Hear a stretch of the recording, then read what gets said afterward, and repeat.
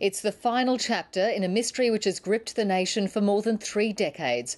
A Northern Territory coroner today found that baby Azaria Chamberlain was taken by a dingo back in 1980.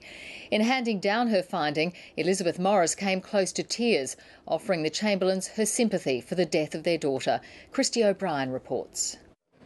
These are the words the Chamberlains have waited more than 30 years to hear. The cause of her death was as the result of being attacked and taken by a dingo.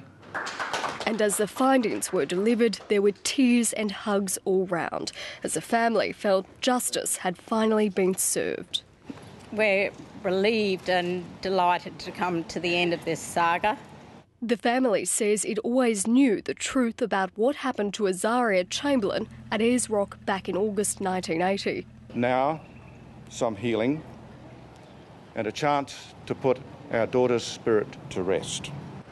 This fourth inquest was called after the coroner was provided with evidence about hundreds of dingo attacks, including the deaths of 3 children.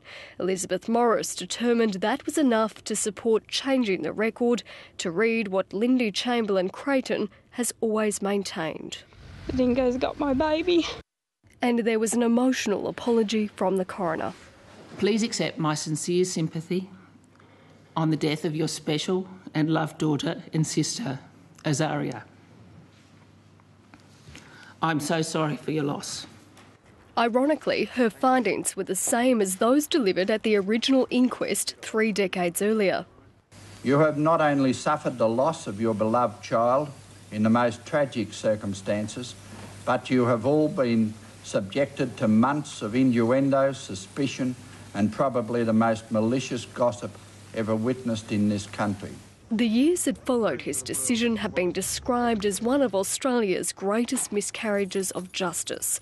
Lindy Chamberlain Creighton spent 3 years in jail for murder and during that time gave birth to her 4th child. She was finally exonerated after Azaria's matinee jacket was found and a royal commission held.